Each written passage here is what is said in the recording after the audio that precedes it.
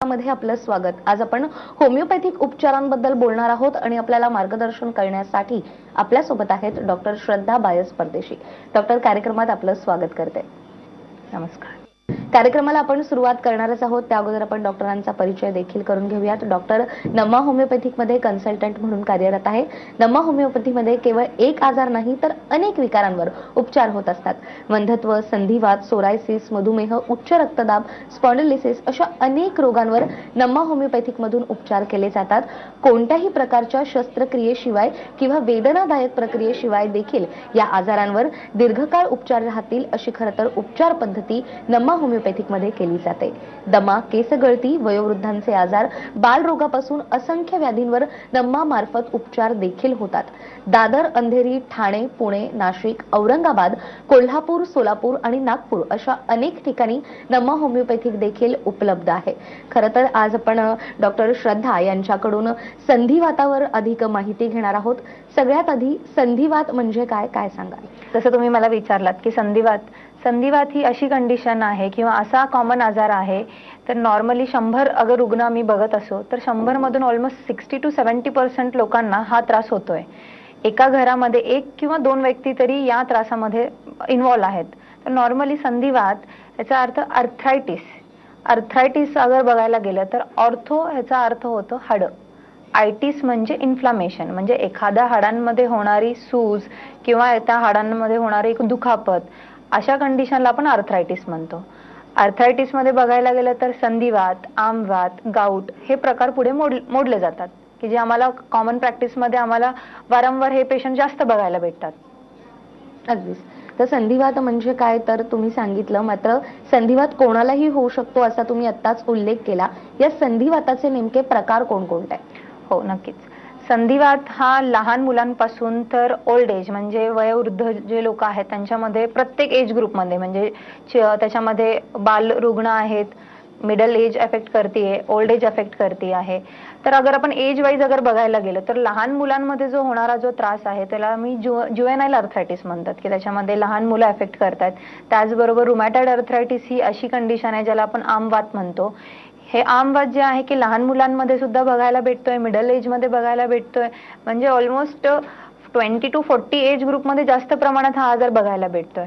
आणि त्याचबरोबर जे ओल्ड एज आहेत की 40-45 नंतर जो आजार आम्हाला बघायला भेटतो त्याला आम्ही संधिवात म्हणतो, ज्याला आपण आपल्या लँग्वेजमध्ये ऑस्टिओआर्थरायटिस म्हणतात, की ज्या आजारामध्ये हाडांची ठिसूळपणा होणे, हाडांची घनता कमी होणे आणि हाडांमध्ये घर्षण होऊन जो आजार एज रिगार्डिंग आहे त्याला आपण कॉमनली संधिवात असं म्हणतो।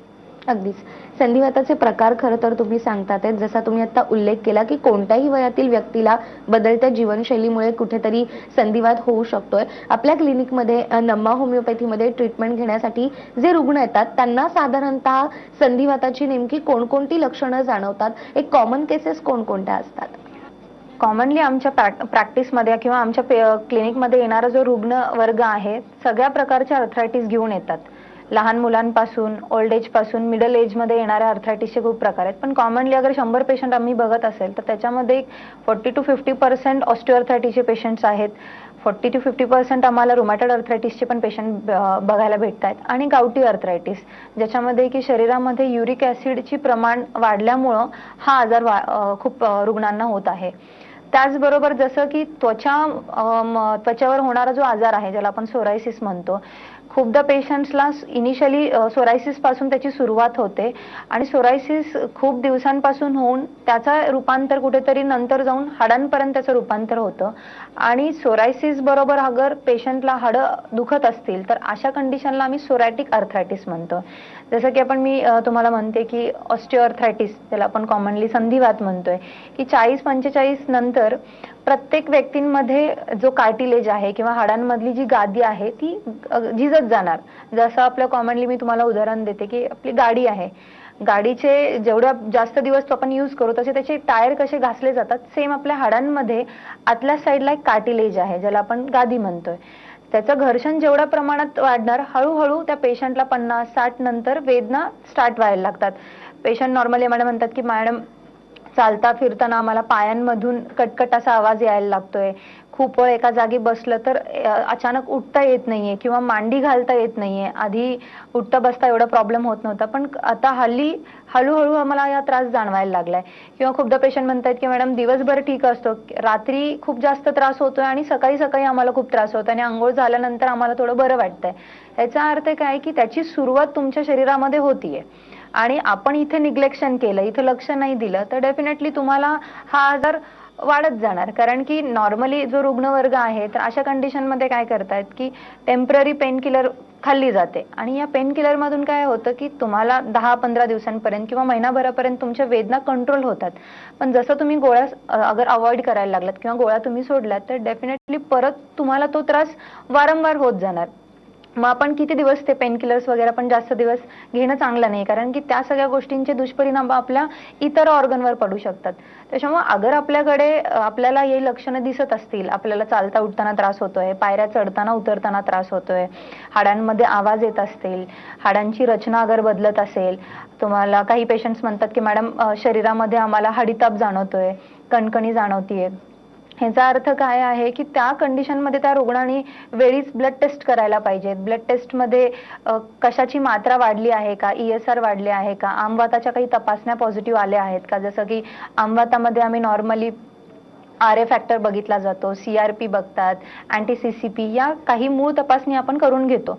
ज्या रुग्णांमध्ये anti CCP, RA factor, ESR, CRP हे वाढून येतात, त्याचा अर्थ काय की अशा रुग्णांमध्ये ब्लडमध्ये कुठेतरी इन्फेक्शन चालू झालेलं आहे आणि ब्लडमध्ये इन्फेक्शन चालू झाल्यामुळं काय होतं की हळूहळू त्याचा रिॲक्शन त्यांच्या बोन्सवर व्हायला लागते आणि त्यानंतर त्यांची बोनची जी आकार आहेत ते वाकडे व्हायला लागतात, रचना बदलली जाते आणि एकदा हाडांची रचना बदलली गेली तर पेशंट्सला खूप जास्त प्रमाणात वेदना होण्याच्या पॉसिबिलिटीज असतात. संधिवाताची लक्षणं नेमकी कोणकोणती असतात हे आपण जाणून घेतो आणि त्यावर उपचार देखील होऊ शकतात. आपल्याला कार्यक्रमात एका प्रेक्षकाचा फोन देखील आलेला आहे, आपण त्यांचाही प्रश्न जाणून घेऊयात. विचारा आपला प्रश्न. हॅलो. हा, आपला प्रश्न हॅलो. विचारा. नमस्कार मॅडम, वर्षा पाटील बोलतीये. हं. माझं वय सध्या 33 वर्ष आहे आणि जवळपास 5 ते 6 वर्षांपासून मला माझ्या दोन्ही हातांच्या बोटांमध्ये आणि पायांच्या बोटांमध्ये भयंकर वेदना सुरू झालेल्या आहे. तर त्यासाठी मी बऱ्याच औषधी वगैरे घेतलं, ॲलोपॅथी मेडिसिन, आयुर्वेदिक मेडिसिन, पण पाहिजे त्या प्रमाणात मला अजूनही बरं वाटत नाहीये. आणि दिवसेंदिवस ह्या ज्या वेदना आहेत ना, ह्या वाढत वाढत जात आहेत. काही रक्ताच्या तपासण्या केल्यात का तुम्ही? हो, मी रक्ताची तपासणी केलेली मॅडम. तर RA फॅक्टर नावाची जी तपासणी आहे माझी ती पॉझिटिव्ह आलेली आहे. बरं, तर हां. ठीक आहे. नॉर्मली जो तुम्हाला त्रास होतोय, जसं आता आपण या टॉपिक बद्दल बोलत होतो की रुमॅटॉइड अर्थरायटिस पॉझिटिव्ह येणं, ह्याचा अर्थ कुठेतरी हा जो आजार आहे तर हा स्ट्रेस रिगार्डिंग स्टार्ट होतो. कारण की हा आजार आधी एवढ्या प्रमाणात बघायला भेटत नव्हता, पण मागच्या काही 10-15 वर्षांमध्ये रुमॅटॉइड अर्थरायटिसचं प्रमाण प्रचंड लेवलला वाढत आहे. कारण की याची सुरुवात जी आहे, हा आजार ॲटो इम्युन डिसीज आहे. ॲटो इम्युन डिसीज या आजाराचा अर्थ काय? ॲटो ह्याचा अर्थ की सेल्फ मेड, इम्युन ह्याचा अर्थ की रोगनिरोधक शक्ती, डिसीज ह्याचा अर्थ आजार. हा असा आजार आहे की ज्याच्यामध्ये तुमची जी प्रतिकार शक्ती आहे ती कोलॅप्स होते कुठेतरी. तुमच्या ज्या शरीरातले जे डिफेन्स, जे चांगले सेल्स आहेत त्या दुसऱ्या चांगल्या सेल्सला डिस्ट्रॉय करतात, त्याच्यामधून तो आजार निर्माण होतो. हा आजार स्टार्ट झाला तर तुमच्या प्रत्येक ऑर्गनवर त्याचा साईड इफेक्ट करत जातात. सुरुवातीला ब्लडमध्ये, जसं मी तुम्हाला म्हणले की ब्लडमध्ये ज्या तपासण्या आहेत की आपण RA फॅक्टर करतो, अँटी CCP, CRP, या तपासण्या पॉझिटिव्ह येतात पेशंटच्या आणि पेशंटला सुरुवातीला की एखादा बोन पेन होतो की एकच आमचा बोट पेन होतोय कारण की एकच फिंगर दुखतोय किंवा पायाचे फक्त एक बोट दुखत होतं मॅडम, हळूहळू तो माझे कोपरे दुखायला लागले, खांदा दुखायला लागला, पाठ दुखायला लागली. म्हणजे या आजाराची सुरुवात एका छोट्या जॉईंट पासून होत होत अनेक जॉईंट या आजारामध्ये इन्व्हॉल्व होतात. एकदा या जॉईंटमध्ये इन्व्हॉल्वमेंट झाली तर अशा आजारामध्ये तुमच्या हाडांची विकृती म्हणजे हाडांची रचना बदलली जाते. अशा पेशंटला वारंवार ताप येणं किंवा रुमॅटॉइड अर्थरायटिस असेल तर इतर दुसराही आजार लवकर होण्याच्या पॉसिबिलिटीज असतात. कारण की या पेशंटची इम्युनिटी लेवल खूप वीक असते आणि या कंडिशन्समध्ये पेशंट्सला किडनीचे प्रॉब्लेम्स होऊ शकतात, लिव्हरचा प्रॉब्लेम होऊ शकतो. अशा रुमॅटॉइड अर्थरायटिसच्या पेशंट्समध्ये कालांतराने आईज मधला ड्रायनेस वाढायला लागतो, पेशंट सायकोलॉजिक लेवलली खूप डिस्टर्ब असतो, कारण की त्यांच्या हाडांची रचना बदलली गेल्यामुळे ते कुठे सोशली गेल्यानंतर कुठेतरी लोक काय म्हणतील ही भावना त्यांच्यामध्ये निर्माण होते आणि ते लोक सोशली जाणं बंद करतात. याच्यातून लोकांमध्ये एक डिप्रेशन जाणवायला लागतो, कारण की हे जे आजार वाढत आहेत कुठे ना कुठे आपली लाईफस्टाईल खूप इम्पॉर्टंट आहे. लाईफस्टाईल व्यवस्थित न झाल्यामुळं किंवा जो मानसिक टेन्शन आपल्याला वाढत आहे. आता करोनानंतर लोकांचे जॉब्स गेलेले आहेत, कॉर्पोरेट सेक्टर असू दे, IT सेक्टर असू दे, अशा लोकांमध्ये टार्गेट्स दिलेले असतात. त्या टार्गेटच्या प्रेशर्समुळे कुठेतरी प्रेशर ज्या रुग्णांमध्ये कुठे दडपण आहे, लोक एक्सप्रेस करू शकत नाहीत त्यांच्या फिलिंग, आणि या ज्या गोष्टी आहेत, या जो स्ट्रेस निर्माण होतो या सगळ्या गोष्टींमधून, या स्ट्रेसमुळे खूप सारे आजार आपल्याला होण्याच्या पॉसिबिलिटीज आहेत. एकदा या आजारांची सुरुवात झाली आणि वेळीच अगर आपण ट्रीटमेंट नाही घेतली तर या आजारांचे पुढे जाऊन खूप दुष्परिणाम होऊ शकतात. आणि आपण या आजारांमध्ये नॉर्मली मॉडर्न मेडिसिन्समध्ये कसं की या आजारांना फक्त मेडिसिन्समध्ये पेन किलर्स दिले जातात, पण पेन किलर्स एक पर्टिक्युलर टाइम नंतर तुम्ही घेतलं तर त्याचे दुष्परिणाम होतात. पण आपण नमा होमिओपॅथीमध्ये जी मेडिसिन्स दिले जातात, जसं की आपण रूट कॉज ट्रीटमेंट ज्याला आपण म्हणतोय, की हा आजाराचं मूळ काय आहे, की इम्युनिटी कुठेतरी कोलॅप्स होते. होमिओपॅथीमध्ये ज्यावेळेस आपण या रुग्णांना ट्रीटमेंट देतात तर मेंटल आणि फिजिकल जनरल्स म्हणजे हा आजार त्यांना का चालू झालेला आहे. अगर 100 रुग्ण आहेत, 100 रुग्णांमध्ये 100 लोक एका कंपनीमध्ये काम करतात आणि त्या लोकांना सेम टार्गेट आहेत, सगळ्या गोष्टी आहेत, पण त्याच्यामधून फक्त 20% लोकांना अगर हा आजार होत असेल तर या 20% लोकांमध्ये हे आजार होण्याची काय कारणं आहेत. त्यांच्या फॅमिली हिस्ट्रीमध्ये हा आजार आहे का, किंवा त्यांच्या सध्या काही 1-2 वर्षांमध्ये काही त्यांच्या आयुष्यामध्ये मेंटल लेवलला काही मोठा बदल घडला आहे का, किंवा कारणं काय आहेत. प्रत्येक आजार येण्यामागे काही ना काही ठोस कारण पाहिजे, तर तो कारण आपल्याला शोधणं गरजेचं आहे. ज्यावेळेस आपण त्या कारणाला औषध देऊ तर तुमचा आजार डेफिनेटली त्याच्यानंतर कमी होईल. आणि होमिओपॅथीमध्ये तुम्ही वेळीच औषध घेतलात या आजारांमधून तर तुम्ही या आजारातून पूर्णपणे बाहेर येऊ शकतात. तर संधिवाताची नेमकी कोणकोणती लक्षणं असतात आणि होमिओपॅथीच्या माध्यमातून देखील संधिवात बरा होऊ शकतो याविषयी आपण अधिक माहिती घेत आहोत. माझ्या मनात आणखीनही काही प्रश्न आहेत ज्याची उत्तर आपण डॉक्टरांकडून घेणार आहोत एका छोट्याशा ब्रेक नंतर.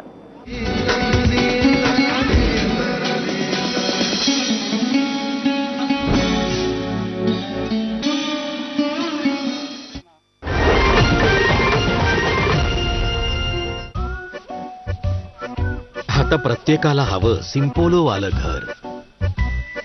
सिम्पोलो सिरॅमिक्स, बघतच राहाल.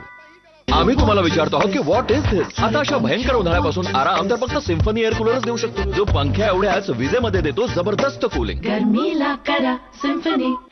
आमचे मार्गदर्शक युवा नेतृत्व आदरणीय पार्थ अजितदादा पवार आपणास वाढदिवसाच्या हार्दिक शुभेच्छा. शुभेच्छुक प्रसाद बापूसाहेब लिमन, प्रदेश सचिव राष्ट्रवादी युवक काँग्रेस महाराष्ट्र राज्य.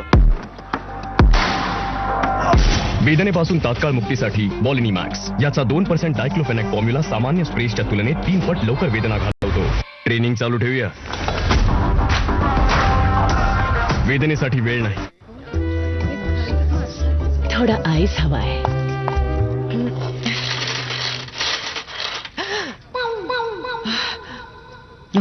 HD gloss laminates by green lamp. प्रत्येक गुस्ताखी साफ.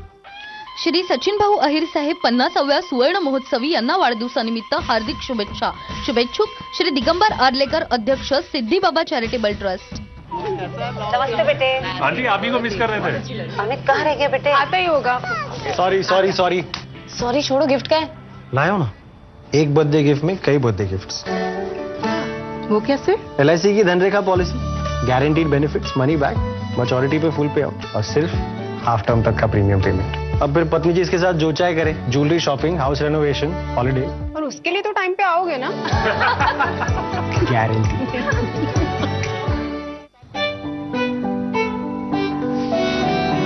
Good morning sweetheart. रात के 9 बजे भी गुड मॉर्निंग कैसे, यही सोच रहे हो ना? ये तक कूटे ग्रुप डेयरी के गुड मॉर्निंग घी की बात कर रहे हैं.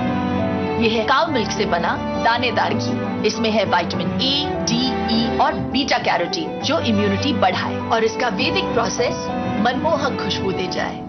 Good morning. अब मॉर्निंग की ताकत हर वक्त. गुड मॉर्निंग दानेदार घी. गुड मॉर्निंग घीच्या खरेदीवर मिळवा तिरुमला कोकोनट ऑइल अगदी मोफत. आजच खरेदी करा. बाय द कूटे group, keeping Mankind happy. Mobile app व इंटरनेट बँकिंगद्वारे 24 तासात केव्हाही करा. विनामूल्य RTGS, NEFT, IMPS सह सर्व प्रकारचे मनी ट्रान्सफर फक्त श्री रेणुका माता मल्टीस्टेट मध्ये. 10 वर्ष झाली असतील की ग्लुकोजचा त्रास होता, अशक्तपणा येत होता, बाहेर कुठं गेलं तरी लक्ष लागत नव्हतं, बरोबर चालणं शक्य नव्हतं. अमृत लोणी D+ घेतल्यापासून ग्लुकोज ही नॉर्मल आले, उत्साहही वाढला, अशक्तपणा नाही, आता पूर्णपणे बरा आहे. आरोग्याचा भरोसा अमृत नोनी D+.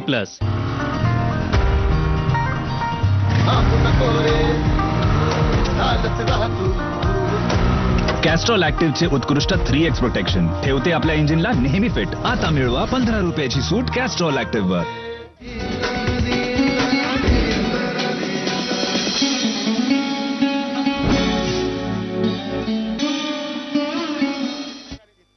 ब्रेक नंतर पुन्हा एकदा आरोग्यम धनसंपदामध्ये आपलं स्वागत. आज आपण संधिवात आणि त्यावरील उपचार पद्धती याविषयी अधिक माहिती घेत आहोत आणि आपल्याला मार्गदर्शन करण्यासाठी आपल्या सोबत आहेत डॉक्टर श्रद्धा बायस परदेशी.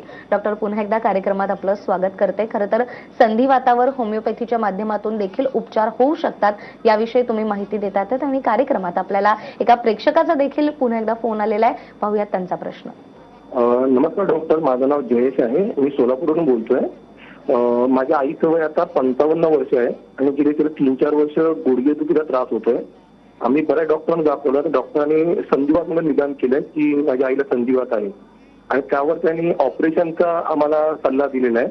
तर नमा होमिओपॅथीमध्ये ऑपरेशन न करता माझ्या आईचा संधिवात बरा करण्यासाठी काही उपाय किंवा काही उपचार आहेत का?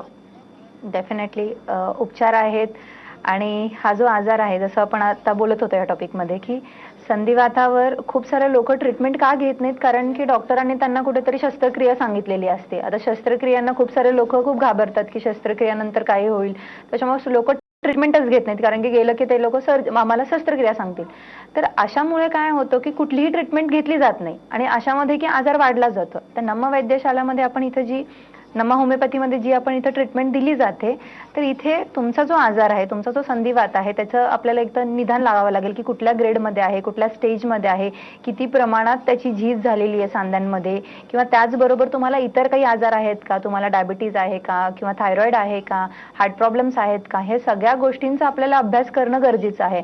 आणि त्यानुसार आपल्याला जे मेडिकेशन्स आपण देऊ, तर तुमचा जो संधिवाताचा नंतर जो पेशंटला जो त्रास होतोय, जो चालताना त्रास होतोय किंवा इतर काही लक्षणं जे दिसली जातात पेशंट्समध्ये, तर तो त्रास सुद्धा मेडिसिन्सनी कमी होतो. पण एवढंच आहे की रुग्णांनी वेळीच ट्रीटमेंट घेणं खूप गरजेचं आहे. तुम्ही वेळीच ट्रीटमेंट घेतलात तर तुमचा जो आजार आहे याच्यातून आपण तुम्हाला डेफिनेटली कमी करू शकतो तुमचा जो आजार आहे. त्यातच तुम्ही जी माहिती दिली, संधिवातावर देखील मात करता येऊ शकते, मात्र निदान वेळीच होणं तितकंच महत्वाचं आहे. आणि आपण नमा होमिओपॅथीच्या उपचारांबद्दल बोलतोय, तर संधिवातावर नमा होमिओपॅथीमध्ये नेमके कोणते उपचार आहेत, कशा पद्धतीनं ट्रीटमेंट केली जाते? नमा होमिओपॅथीमध्ये जी आपण ट्रीटमेंट दिली जाते, तर एकतर तुमचा संधिवात आपल्याला डायग्नोज करणं गरजेचं आहे की कुठल्या प्रकारचा संधिवात आहे. संधिवातामध्ये 100 टाईपचे आजार आहेत, जसं आर्थरायटिसमध्ये आपण बघतोय. त्याच्यामध्ये ऑस्टिओआर्थरायटिस, रुमॅटॉइड आर्थरायटिस ज्याला आपण आमवात म्हणतोय, गावठी आर्थरायटिस ज्याला आपण युरिक ऍसिड लेवलची शरीरामध्ये मात्रा वाढून तो आजार चालू होतोय, त्याला सोरॅटिक आर्थरायटिस आहे. त्याचबरोबर मानेचे जे हाडं आहेत त्याच्यामध्ये घर्षण होऊन सर्वायकल स्पॉन्डिलायसिसचा आजार आपल्याला बघायला भेटतोय. पाठीचा कणा, पाठीच्या ज्या गाद्या आहेत तिथे घर्षण झाल्यानंतर जो आजार होतोय त्याला आपण लंबार स्पॉन्डिलायसिस म्हणतात. तर याचा अर्थ की पहिलं तुमचा आजार कुठला आहे आपलं ते बघणं गरजेचं आहे. दुसरी गोष्ट, आजारांना त्या मेडिसिन्स बरोबर तुमची फिजिकल ऍक्टिव्हिटीज, जसं तुमचा योगा, तुमचं वॉकिंग, तुमचं संतुलित आहार, जसं की आजकालचं जे लाईफस्टाईल आहे ते खूप फास्ट फॉरवर्ड आहे, त्याच्यामुळे लोक फास्ट फूडवर जास्त फोकस केला जातात. आणि या फास्ट फूड म्हणजे हा जो आहार आपण घेतला जातो, तर हा कुठे ना कुठे तुमचं शरीर इंटरनल लेवलनी पेशंट्सला कोलॅप्स करत जातोय. संतुलित आहार न घेतल्यामुळे काय आहे की पेशंट्सला वेट गेन होत आहेत. वेट गेन झाल्यानंतर ओबेसिटी हा ऑस्टिओआर्थरायटिसमध्ये एक वन ऑफ द कॉज आहे. खूप जास्त ओव्हरवेट झालं तर डेफिनेटली तुमच्या गुडघ्यांवर तुमच्या वजनाचा प्रेशर वाढेल आणि कुठेतरी तुमच्या गाद्या लवकर डॅमेज होण्याच्या पॉसिबिलिटी आहेत. तर आपल्याला औषधांबरोबर तुमचं संतुलित आहार मेंटेन करणं गरजेचं आहे, तुमच्या फिजिकल ऍक्टिव्हिटीज मेंटेन करणं गरजेचं आहे. त्याचबरोबर काही लोकांना काही वाईट सवयी असतात, स्मोकिंग, ड्रिंकिंग, या वाईट सवयींचं अगर असतील पेशंट्समध्ये तर तुम्हाला हा आजार लवकरात लवकर होण्याच्या पॉसिबिलिटी आहेत. आणि नमा होमिओपॅथीमध्ये जी आपण ट्रीटमेंट दिली जाते तर तुमचा आर्थरायटिस किंवा तुमचा आजार कुठल्या प्रकारचा आहे त्याचं निदान करून तुम्हाला हा आजार चालू का झाला आहे, त्याच्या मागची पार्श्वभूमी काय आहे, तुमची फॅमिली हिस्ट्री बघितली जाते, तुमची एक लॉंग हिस्ट्री घेतली जाते. जसं की होमिओपॅथीमध्ये जी ट्रीटमेंट आपण देतोय त्याच्यामध्ये फिजिकल आणि मेंटल, म्हणजे तुमचा शारीरिक तर आम्ही एक्झामिन करून शारीरिक गोष्टी तर लक्ष देणार, पण त्याचबरोबर मेंटल, कारण की आता ज्या कंडिशनमध्ये लोकांना स्ट्रेसमुळे खूप सारे आजार येतात. तर आपल्याला शारीरिकसाठी जसं आपण जिम करतो, योगा करतोय, तसं मेंटल हेल्थ हेल्दी ठेवण्यासाठी आपल्याला मेडिकेशन घेणं खूप गरजेचं आहे. ज्यावेळेस शरीर तुमचं चांगलं राहील, त्याचबरोबर तुमचं मनही फ्रेश राहील, तर तुम्हाला कुठलाही आजार होणार नाही. आणि आजार असेल तरी तो डेफिनेटली हळूहळू करत तो कम्प्लिटली कमी होऊ शकतो. पण आपल्याला वेळीच व्यवस्थित ट्रीटमेंट घेणं खूप गरजेचं आहे. खरं तर संधिवातावर देखील उपचार पद्धती आहे आणि होमिओपॅथीच्या माध्यमातून देखील संधिवातावरती आपण मात करू शकतो, याबद्दल तुम्ही माहिती देतातच आहे. संधिवातामध्ये खरं तर गाऊट हा आजार देखील होतो, तर नेमकं याविषयी काय सांगाल? हो, नक्कीच. आता हा गाऊट जसं आपण म्हणत होतो की ब्लड टेस्ट करणं खूप गरजेचं आहे. म्हणजे ब्लड टेस्ट केल्यानंतर एक्झॅक्टली तुम्हाला आजार कुठला आहे किंवा कुठल्या प्रकारचा तुम्हाला आर्थरायटिस आहे हे आपल्याला बघायला भेटतं. जसं की आपण रुमॅटॉइड आर्थरायटिसला जसं RA फॅक्टर सांगितलं, तसं गाऊट या आजारामध्ये युरिक ऍसिडचा जो प्रमाण आहे तो वाढला जातोय. युरिक ऍसिडचं प्रमाण, युरिक ऍसिड काय की आपल्या किडनीमधून एक असं क्षार आहे की जे की लघवी मार्फत ते बाहेर पडायला पाहिजे. अगर हे असं नाही झालं तर काय होतं की त्याचं शरीरामध्ये कुठे ना कुठे त्याचं डिपॉझिशन होतं आणि त्या डिपॉझिशनमध्ये पेशंट्सला प्रचंड वेदना होतात. त्याची सुरुवात नॉर्मली आपल्या पायांपासून होते, पायांचा एखादा जॉईंट इन्व्हॉल्व होतो आणि या आजारामध्ये सुद्धा पायांची रचना किंवा बोटांची रचना बदलली जाते. इथे अगर वेळीच आपण लक्ष नाही दिलं तर डेफिनेटली कुठेतरी किडनी आपल्याला इन फ्युचर जाऊन किडनीला पण अफेक्शन होण्याच्या पॉसिबिलिटीज आहेत. किंवा हा एक खूप मेजर आहे, कारण की हा आजार पुरुषांना पण तेवढ्याच प्रमाणात बघायला भेटतोय, त्याचबरोबर स्त्रियांना सुद्धा बघायला भेटतोय. जे लोक जास्त फास्ट फूड खात आहेत किंवा जे लोक खूप अल्कोहोलिक आहेत, अशा पेशंट्समध्ये जास्त प्रमाणामध्ये आम्हाला गाऊटचे रुग्ण जास्त प्रमाणात बघायला भेटतात. पण हा आजार व्यवस्थित तुम्ही ट्रीटमेंट घेतला तर या आजारातून तुम्ही कम्प्लिटली बाहेर पडू शकतात. अगदीच. त्यामुळे संधिवाता संदर्भात तुमच्या मनात कोणताही प्रश्न असेल, संधिवाताचा त्रास तुम्हाला होत असेल, तर त्यावर देखील होमिओपॅथीच्या माध्यमातून उपचार पद्धती घेतल्यानंतर आपण संधिवातावर नक्कीच मात करू शकतो. खरं तर कार्यक्रमाच्या आपण शेवटच्या टप्प्यात आलो आहोत. अनेक प्रेक्षक खरं तर आपल्याला पाहतात आहेत. संधिवाताविषयी जाता जाता तुम्ही प्रेक्षकांना काय सल्ला द्याल? मला प्रेक्षकांना किंवा जो रुग्ण वर्ग जो आज जो आपण टॉपिक डिस्कस केलेला आहे याच्यामधून कुठलाही त्यांना त्रास होत असेल तर या आजारांना निग्लेक्ट करू नका. या आजारांना तुम्ही वेळीच ट्रीटमेंट घेतलात तर या आजार किंवा हे जे आजार आहे त्याला विदाऊट शस्त्रक्रिया किंवा विदाऊट कुठलेही कॉम्प्लिकेशन न करता हा आजार कमी होऊ शकतो. व्यवस्थित मेडिसिन्स बरोबर तुम्हाला तुमच्या फिजिकल ऍक्टिव्हिटीज करायच्या, तुम्हाला एक संतुलित आहार मेंटेन करायचा, एक चांगली जीवनशैली अगर आपण व्यवस्थित मेंटेन केली, तुमचा संतुलित आहार, तुमची वॉकिंग, तुमचं प्रॉपर मेडिकेशन, तर तुम्ही या आजारातून कम्प्लिटली बाहेर पडू शकाल आणि इतरही कुठलाही आजार होण्याच्या पॉसिबिलिटीज तुम्हाला खूप कमी प्रमाणात होणार. त्याच्यामुळे वेळीच तुम्ही ट्रीटमेंट घ्या आणि या आजारातून तुम्ही मुक्तता पहा. अगदीच. त्यामुळे वेळीच जर आपण ट्रीटमेंट घेतली आणि नमा होमिओपॅथिकच्या माध्यमातून जर आपण ट्रीटमेंट घेतली तर नक्कीच आपण संधिवातावर मात करू शकतो. खरं तर ही महत्त्वाची माहिती आज आपल्याला डॉक्टर श्रद्धा यांनी दिली आहे. डॉक्टर श्रद्धा, खूप खूप धन्यवाद. अतिशय महत्त्वाचा विषय ज्यावर तुम्ही आज आम्हाला मार्गदर्शन केलं. त्याचबरोबर आरोग्यम धन संपदामध्ये वेळ झाली आहे इथेच थांबण्याची. पुन्हा भेटूया एका नव्या विषयासह. तोपर्यंत नमस्कार.